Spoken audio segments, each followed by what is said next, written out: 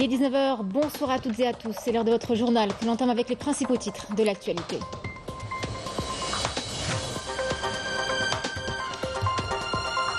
Le président de la République, Abdelmadjid Tebboune, est arrivé ce matin à Shenzhen, dans le sud de la Chine, dans le cadre de la visite d'État qu'il a entamée dans ce pays ami depuis lundi dernier, à l'invitation de son homologue chinois Xi Jinping.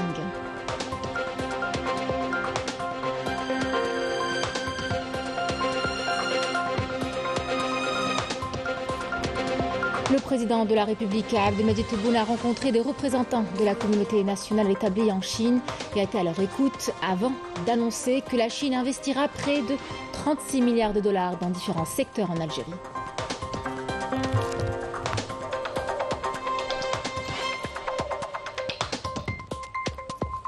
Commémoration du 61e anniversaire de la création de la police algérienne.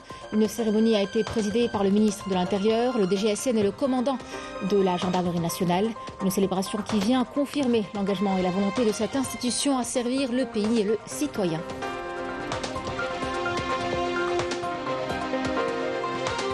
Et en cet épisode de canicule, nous sommes intéressés aux diabétiques exposés à la déshydratation, la fatigue et une glycémie qui vacille.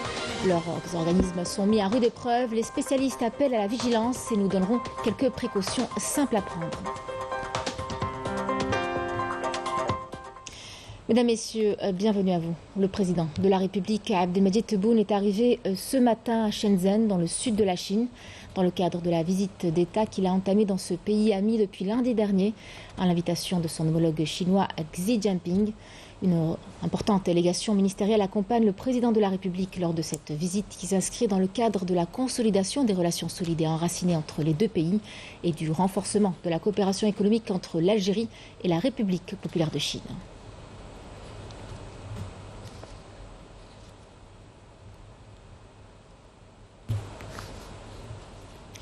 Le président de la République, Abdelmadjid Tebboune, a rencontré aujourd'hui à Shenzhen le vice-secrétaire du comité du Parti communiste chinois, Meng Fanli, dans la province du Guangdong.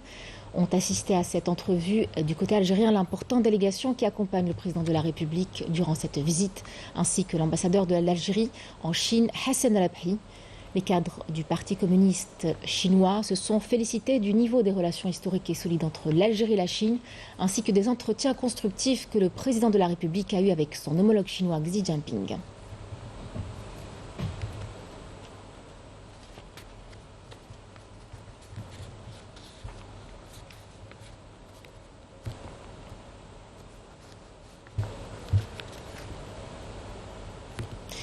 Avant de quitter Pékin pour Shenzhen, le président de la République, Abdelmadjid Tebboune, a rencontré des représentants de la communauté nationale établie en Chine.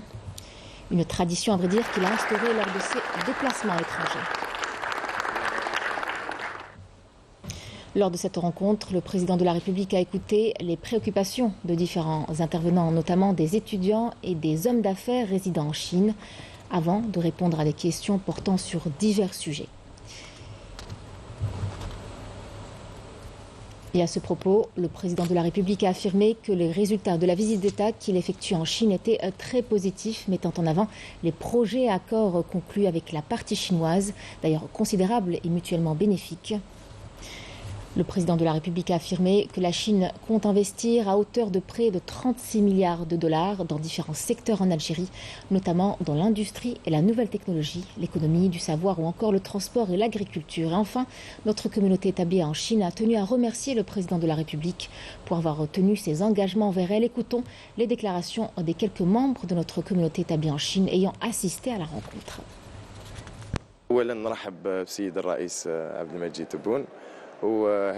Nous souhaitons la bienvenue au président de la République, M. Abdelmadjid Tebboune, et nous le remercions pour cette louable initiative qui rend fiers tous les Algériens résidant en Chine, qu'ils soient étudiants ou entrepreneurs. Cette visite est de nature à impulser une nouvelle dynamique dans tous les domaines, notamment dans celui des études, ce qui permettra aux étudiants algériens de s'inscrire dans les universités chinoises. Par ailleurs, les hommes d'affaires algériens pourront établir des partenariats avec leurs homologues chinois. اقتصادية بين الشركتين يعني بين الشركة الجزائرية والشركة الصينية. أشكر سيادة الرئيس على الزيارة اللي قام بها لتطوير العلاقات بين الجزائر. Nous remercions le président de la République pour sa visite en Chine, à travers laquelle il tend à consolider les relations algéro-chinoises. Nous le remercions également pour la rencontre qu'il a réservée à la communauté algérienne établie en Chine afin de resserrer les liens avec elle. الصين اللي هنايا. نعرفوا هنا باللي في الصين كاين جاليه كبيره هنايا في الصين. Vous n'êtes pas sans savoir qu'une forte communauté algérienne est établie en Chine, qu'on retrouve notamment dans les universités. Donc, en maintenant un lien et un contact avec les institutions scientifiques et économiques de notre pays, cela permettra de développer l'industrie et la recherche scientifique en Algérie. نعمل مع الجامعات الصينية، معاهد صينية ومؤسسات في خلال برامج حكومية. هذه البرامج تقدر تدعم الجامعات الجزائرية، المعاهد الجزائرية، حيث أن يكون تبادل للطلبة، تبادل للباحثين، تبادل للعلماء في هذا المجال. وإحنا كما يقولوا الرابط اللي راح نقدروا نكونوا هذا البريدج كما يقولوا باللغة الإنجليزية، اللي راح يربط ويجسد الاتفاقيات اللي كانت والعقود اللي كانت في خلال الأمس خلال الفوروم. إن شاء الله هذا التعاون راح يكون مثمر، وإحنا نبذل مجهودنا كجالية هنا من أجل تحقيق وصول إلى النتائج المرغوبة. من خلال دراساتنا كطلبة هنا وتوغلنا في مختلف المجالات هنا في الصين ممكن نساهم بشتى الطرق باش نساعد العلاقات المشتركة بين البلدين، وتكون هناك مستقبلا إن شاء الله علاقات تجارية أكثر ونساهم في تطوير هذه المجالات في بلادنا إن شاء الله. رئيس الجمهورية مع الجالية الجزائرية بالخارج هو تقليد حميد تم تخصيصه خاصة بعد ترسيم رئيس الجمهورية، وإحنا كمقيمين في الصين شيء جيد لنا نشوف توجه الدولة الجزائرية ووجهات النظر، وكذلك أننا نقدم اقتراحات، نقدم أفكار كيف للجالية الجزائرية المتواجدة هنا في الصين، خاصة أن أغلب المتواجدين هنا في الصين يا إما بين طلاب أو تجار أو ناس تخدم هنا تعمل هنا. أكيد الطلبة هادو عندهم كفاءات يشتغلوا يدرسوا في جامعات حصلوا على تكوين متميز. أكيد الاحتكاك مع المؤسسات الصينية مع المدارس الصينية والجامعات الصينية يعطي فرصة مليحة لتطوير الكفاءات، ويقدر كذلك يخلق فرص للجزائر، لأن الجالية الجزائرية قوة ناعمة حاضرة في الخارج وتقدر تمثل الوجود الجزائري أحسن. I think that this is a great chance for our president to make the relationship between the Chinese people and the Algerian people as well. Both countries are really great friends since a long time, but I think it will enhance our strategic and politic relationship among us in the future. It will open a great view, great doors to enhance the business, economics, and most of all financial economics in our country. Et nous avons avec nous notre envoyé spécial Kamel Suig à partir de Shenzhen. Kamel, bonsoir. Pouvez-vous nous en dire un peu plus sur le déroulement de la visite du président de la République en Chine, s'il vous plaît ? Bonsoir, le président de la République Abdelmajid Tebboune poursuit sa visite à Shenzhen, la ville de la technologie et du savoir. C'est une grande mégapole dans laquelle se trouvent les fleurons de l'industrie chinoise. Le président de la République a été accueilli chaleureusement à son arrivée par les hautes autorités du canton de Guangdong. Ils ont montré un intérêt particulier pour cette visite, mais également pour le partenariat stratégique global signé entre Alger et Pékin. Le président de la République avait annoncé ce matin un chiffre important, plus de 36 milliards de dollars. C'est le montant des investissements chinois en Algérie dans les prochaines années, et ce dans des secteurs stratégiques pour le développement de l'infrastructure de base en Algérie, comme les transports, pour la création de l'emploi, dans des secteurs qui recrutent à tour de bras, comme les technologies nouvelles, l'économie de la connaissance et l'industrie. Et pas question de terminer une visite d'État sans rencontrer les membres de la communauté algérienne établie en Chine. Ils sont venus nombreux ce matin matin pour voir leur président. La plupart d'entre eux étaient contents d'exprimer leurs besoins, mais également de se montrer disponibles pour contribuer à ce partenariat stratégique global, chacune et chacun à sa façon, à travers un transfert de technologie, en créant de la richesse ou alors en travaillant à distance à travers des missions ponctuelles. Le président de la République poursuit sa visite d'État et sa visite à Shenzhen. Nous vous donnerons demain les détails en images d'une journée qui s'annonce à la fois intense et très importante. Kemal Sfig, merci. Je rappelle que vous étiez avec nous en direct de la ville chinoise Shenzhen. Le Conseil de la Nation a accompli cette année un travail considérable reflétant la dynamique que connaît l'Algérie nouvelle et ses acquis à différents niveaux, notamment cette conjoncture où les principes de novembre sont concrétisés. Une phase amorcée avec l'élection du président de la République, Abdelmadjid Tebboune, et ses 54 engagements. C'est ce qu'a affirmé à Alger le président de la Chambre haute du Parlement dans son allocution à la clôture des travaux de la session parlementaire ordinaire 2022-2023 du Conseil. Salah Goudil a ajouté que la visite du président de la République en République populaire de Chine nous a rappelé notre histoire et relations avec ce pays ami. Le premier à reconnaître le gouvernement provisoire de la République algérienne après les États arabes frères. Lors de la clôture de cette session parlementaire ordinaire 2022-2023 à Alger, le président de l'Assemblée populaire nationale, Brahim Bourali, a également salué les grands acquis diplomatiques de l'Algérie jour après jour, sous la conduite du président de la République, Abdelmadjid Tebboune, des acquis qui ont valu au pays d'occuper une place de choix dans le concert des nations. À l'occasion de la commémoration du 61e anniversaire de la création de la police algérienne, le ministre de l'Intérieur, des collectivités locales et de l'aménagement du territoire, Brahim Merad, le directeur général de la Sûreté nationale, ainsi que le commandant de la Gendarmerie nationale, ont présidé la cérémonie de cet anniversaire au centre du commandement et de contrôle de la Sûreté nationale, en présence du conseiller du président de la République chargé des affaires juridiques et judiciaires, Boualem Boualem, ainsi que de plusieurs membres du gouvernement et de hauts cadres de l'armée nationale populaire. La célébration de cet événement s'est tenue sous le slogan « Une histoire glorieuse et une nouvelle ère » et vient confirmer l'engagement et la volonté de cette institution à servir le pays et le citoyen.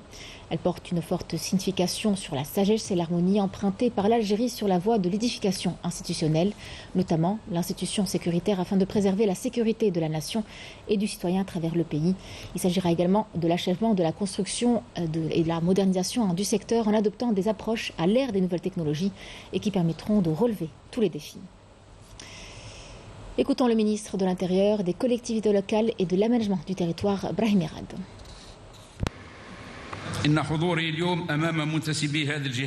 Ma présence parmi le personnel de cette institution pour commémorer cet événement est une confirmation de ma part, en tant que représentant du gouvernement, de tout l'intérêt accordé par les hautes autorités du pays, à leur tête, le président de la République, Abdelmadjid Tebboune, au corps de la police, avec toutes ses composantes et tous ses grades, en reconnaissance à leurs efforts consentis sur le terrain et couronnés de succès, notamment en matière de préservation de l'ordre et de la sécurité publique et de lutte contre toute forme de crime. Il y a lieu de rappeler à cette occasion que la conjugaison des efforts de tous nos services de sécurité et la contribution efficace du citoyen à la réussite de l'équation sécuritaire, des atouts qui permettent à notre pays de constituer un bastion sûr et infranchissable. La vague de chaleur a affecté aujourd'hui plusieurs wilayas du pays avec des températures qui ont atteint les 45 degrés selon le bulletin météorologique spécial placé en vigilance orange. Cette vague de chaleur affecte les wilayas de Tlemcen, Sidi Bel Abbès, Saïda, Mascara, Runizan, Chlef, Ain Defla, Médéa, Boura, Imsila avec des températures maximales qui ont oscillé entre 43 et 45 degrés et des minimales entre 29 et 31 degrés.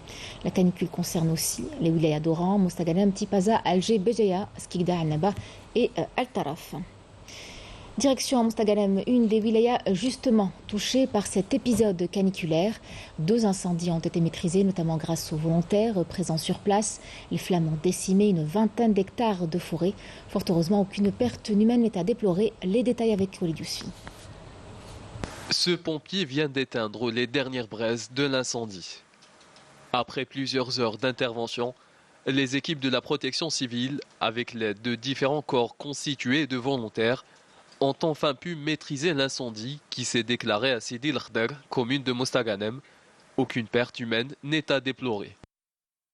Dieu merci, nous avons pu éteindre le feu qui s'est déclaré ici. Le peuple algérien est toujours resté uni dans les moments difficiles. Je tiens à remercier tous ceux qui nous ont aidés. Nous avons maîtrisé les feux qui ont touché la forêt de Sidi el-Arbi dans la région de Bourahma et la forêt de Bouachira dans la région de Sdawa. Et ce, grâce à l'appui de la colonne mobile et d'hélicoptères. Bilan, plus de 20 hectares de forêt partis en fumée. Nous sommes tout de suite intervenus avec l'aide de la protection civile, puis un second incendie s'est déclaré du côté de la forêt de Sdawa, ce qui nous a obligés de diviser notre effectif en deux pour contrôler la situation.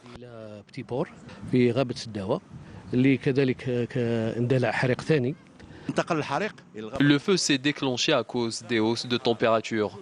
Nous avons compté au total 4 foyers que nous avons pu maîtriser aux environs de 18 heures. C'est grâce au plan spécial mis en place cette année que nous avons pu éteindre rapidement l'incendie.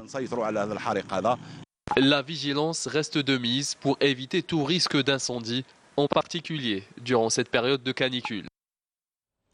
Et en cet épisode de canicule, nos organismes peuvent être mis à rude épreuve avec des risques non négligeables pour notre santé, notamment pour les personnes les plus vulnérables comme les diabétiques exposés à la déshydratation, la fatigue et une glycémie qui vacille. Les spécialistes appellent en tout cas à la vigilance et nous donneront quelques précautions simples à prendre. Reportage Amel Bouarma.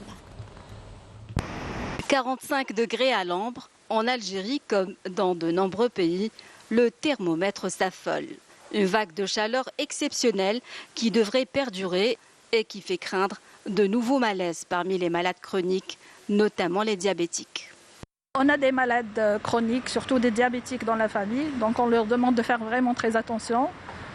Surtout de boire beaucoup d'eau, de faire attention, ne pas sortir quand il fait trop chaud. Bien sûr, il faut suivre le taux de glycémie, voir comment ils se sentent. À cause de la canicule, on fait très attention pour les diabétiques, on fait attention à ce qu'ils mangent, comme mon grand-père, vu qu'il fait très chaud, on lui donne beaucoup d'eau. Il devrait éviter de sortir durant certaines heures, surtout les heures de pointe où le soleil se montre. C'est souvent au zénith vers midi. Les malades chroniques, etc., ils doivent vraiment faire attention et ils doivent aussi prendre leurs médicaments à l'heure et surtout prendre au sérieux cette vague de canicule parce que ce n'est pas quelque chose de facile. Les spécialistes de la santé mettent en garde contre les effets de la canicule sur les malades atteints de diabète. Une pathologie qui touche plus de 4 millions d'Algériens, dont environ 10% de diabète de type 1, c'est-à-dire des insulinodépendants, selon les dernières statistiques. La chaleur a un impact très important sur le diabète. Elle peut provoquer une déshydratation. Elle peut, soit en augmentant le taux de sucre dans le sang, c'est l'hyperglycémie, soit en le diminuant, et c'est donc l'hypoglycémie. À cet effet-là, donc, nous conseillons les personnes diabétiques de prendre des aliments qui ont un index glycémique bas, à défaut moyen, de s'alimenter plusieurs fois par jour, mais par des petites quantités. Autre geste salvateur pour les diabétiques, c'est l'autosurveillance, la fréquence de l'autosurveillance glycémique. Il faudrait vérifier sa glycémie plus fréquemment que d'habitude, que ce soit avec un glucomètre classique ou avec le système de mesure de glucose en continu, donc le CGM. Parmi les risques les plus graves de la canicule, quand on sort dehors, on s'expose aux rayons ultraviolets et sans être hydraté. Donc on peut facilement faire une insolation, surtout pendant les horaires de forte chaleur. Il y a aussi un autre risque qui est la déshydratation. Pensez à s'hydrater, à boire même si on n'a pas soif. Les personnes à risque sont appelées à suivre à la lettre les mesures de prévention. Nous avons aussi une autre forme d'hydratation qui sont les douches, par exemple. Des douches fréquentes la journée, se laver les bras, le visage aussi plusieurs fois par jour. Se mouiller aussi un petit peu la tête. Éviter tout ce qui est gras, salé et trop sucré. Pour autant, les malades chroniques, mais aussi les femmes enceintes, les personnes âgées ou encore les enfants en bas âge sont les plus vulnérables face aux fortes chaleurs. Cependant, la vigilance reste de mise pour tout le monde. La coordination européenne pour le soutien et la solidarité avec le peuple sahraoui s'est réunie à Madrid pour aborder la situation actuelle du peuple sahraoui et préparer un plan d'action pour les mois à venir en vue des importants événements qui marqueront le processus de décolonisation du Sahara occidental. La réunion s'est déroulée en présence de représentants de mouvements de solidarité de différents pays européens et de présidents des associations qui composent la task force de l'OCOCO. Les participants ont affirmé accorder une attention particulière au travail effectué dans le cadre de l'ONU et de l'Union africaine et analyser les défis et opportunités au niveau régional. Le président de la Task Force COCO, Pierre Galland, a souligné la nécessité de redoubler d'efforts pour étendre la solidarité internationale et faire en sorte que le peuple sahraoui puisse exercer pleinement ses droits. Le ministre des Affaires étrangères sahraoui, Mohamed Sidati, effectue une visite de travail à Pretoria où il a rencontré son homologue sud-africaine Naledi Pandor qui a réaffirmé le soutien constant et inconditionnel de son pays au droit inaliénable du peuple sahraoui à l'autodétermination. La ministre sud-africaine a également souligné que l'Afrique ne peut être considérée comme exempte de colonialisme alors que le peuple sahraoui continue de subir l'occupation et que son territoire, le Sahara occidental, est encore la dernière colonie du continent. Revenons chez nous en Algérie pour vous parler de ces structures de stockage de céréales appelées à être renforcées. Illustration ce soir dans la wilaya de Djidjel, dont les agriculteurs bénéficieront d'un accompagnement, une démarche qui permettra d'augmenter la production des différentes variétés de céréales dans la région et donc d'atteindre l'autosuffisance en cet aliment. Emel Silidé. Avec une capacité d'entreposage de 50 000 tonnes de céréales, l'unité de stockage des céréales de Bezoul à Djidjel est dotée de tout le matériel adéquat et d'une technologie de pointe pour assurer l'opération de décharge de cette culture stratégique. Nous sommes dans le complexe de stockage de Bezoul. Ici, nous stockons la matière première comme le blé dur et le blé tendre. Tout se passe dans de bonnes conditions. Nous sommes là pour accompagner les fellahs. Nous tenons à faciliter la tâche aux agriculteurs et nous leur assurons les espaces de stockage.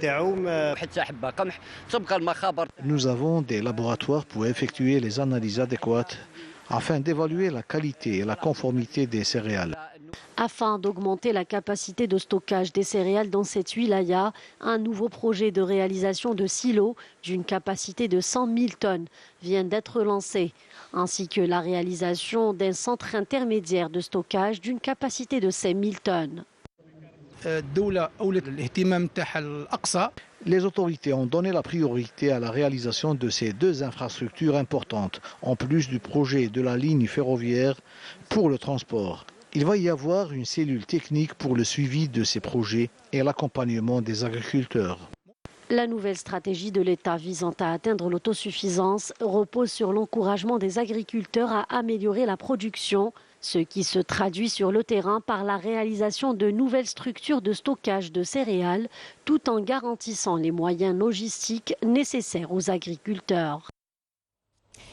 L'Algérie compte développer les cultures stratégiques, notamment les plantes oléagineuses comme le tournesol, en application du programme adopté par le ministère de l'Agriculture et du Développement rural.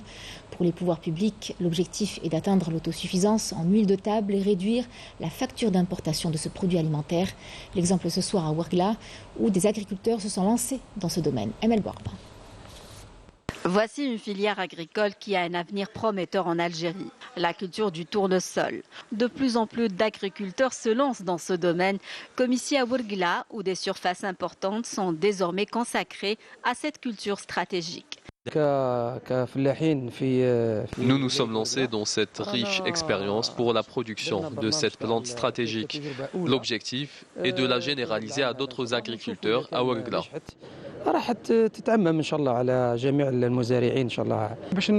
Nous participons au programme du ministère de l'Agriculture et du Développement rural pour le développement des cultures stratégiques, notamment les plantes oléagineuses comme le tournesol, pour contribuer à l'autosuffisance alimentaire et à la réduction de la facture d'importation de ce produit alimentaire. Effectivement, nous avons réalisé des résultats encourageants suite à la plantation du tournesol lors de la période de printemps. La culture du tournesol est l'une des cultures les plus faciles en termes de production et le processus de plantation est beaucoup moins coûteux, que ce soit en termes d'engrais ou d'arrosage. Son rendement peut varier entre 15 et 25 quintaux à l'hectare. Cependant, les règles techniques de la culture du tournesol, notamment dans les zones désertiques, doivent être suivies rigoureusement. Nous sommes mobilisés pour la réussite de cette expérience à Ouargla. Nous devons conjuguer nos efforts pour développer cette culture stratégique. Agriculteurs, instituts de recherche et tous les acteurs du secteur doivent travailler main dans la main. Maillon fort de cette stratégie, l'agriculteur est au cœur du programme du ministère de l'Agriculture et du Développement rural visant à développer cette filière avec en ligne de mire l'encadrement, l'accompagnement technique et le soutien de la récolte. Et on termine avec le théâtre régional de Constantine, une représentation sur le thème de la résistance à l'occupant colonial. La troupe venue de Skikda a présenté une pièce particulièrement convaincante qui n'a pas manqué de séduire le public.